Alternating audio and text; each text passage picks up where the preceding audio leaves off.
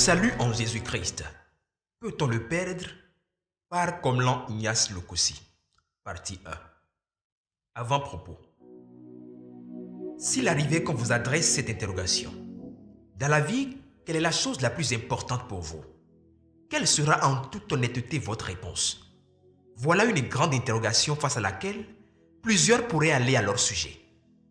Mais laissez-moi vous révéler que c'est le salut en Jésus-Christ qui est la chose la plus importante pour un homme sur cette terre. Ce livre que vous tenez entre vos mains traite justement de ce sujet.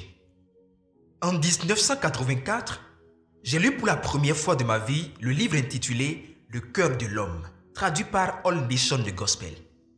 Ce livre a changé ma manière de penser et de voir les choses. Cette petite expérience suscitait déjà en moi l'envie de me donner complètement à Christ.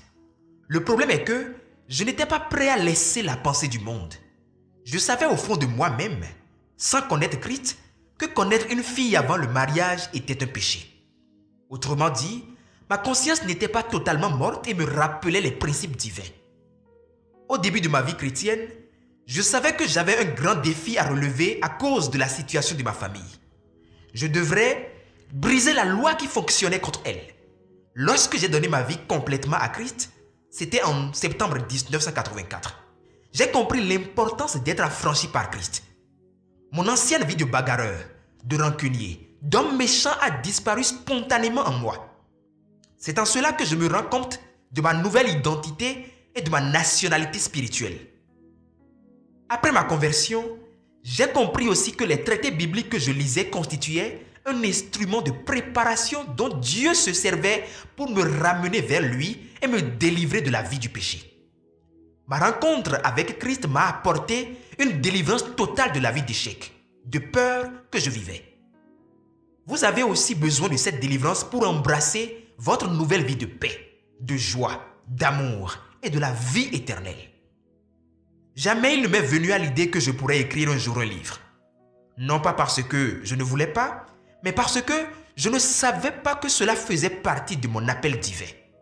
Alors un jour, j'ai compris qu'avec les émissions que j'animais et les réactions de certains interlocuteurs qui me suivent sur les réseaux sociaux, ainsi que la collaboration que j'ai eue avec ma sœur bien-aimée en Christ, Madame Pauline Amoussou, Pouetondi, sur son livre Le Sacrifice suprême, il fallait écrire ce livre. À cette idée, plusieurs thématiques me sont venues à l'esprit. Mais le Seigneur m'a convaincu sur celle du salut. Donc, ce que vous tenez entre vos mains est toute une vie d'expérience avec Christ.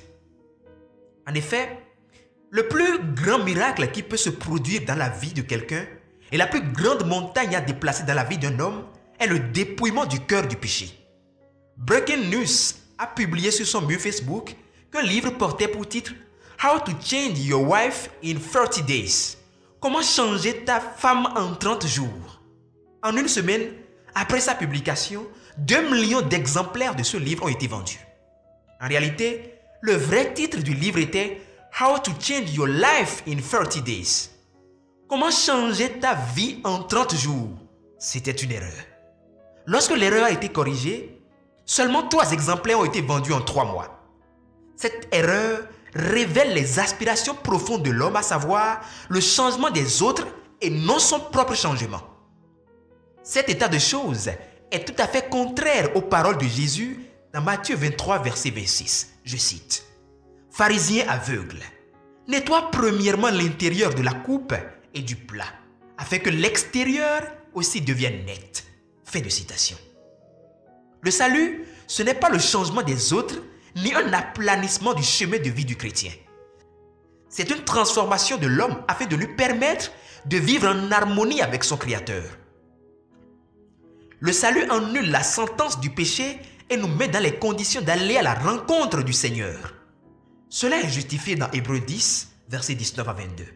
Je cite « Ainsi donc, frères, puisque nous avons au moyen du sang de Jésus, une libre entrée dans le sanctuaire par la route nouvelle et vivante qu'il a inaugurée pour nous au travers du voile, c'est-à-dire de sa chair, et puisque nous avons un souverain sacrificateur établi sur la maison de Dieu, approchons-nous avec un cœur sincère, dans la plénitude de la foi, les cœurs purifiés d'une mauvaise conscience et le corps lavé d'une eau pure. Fin de citation. Le salut n'est pas le paradis, mais il nous met sur la voie du paradis. Ce livre, axé sur 8 chapitres, vient éclairer la lanterne des hommes sur la question du salut.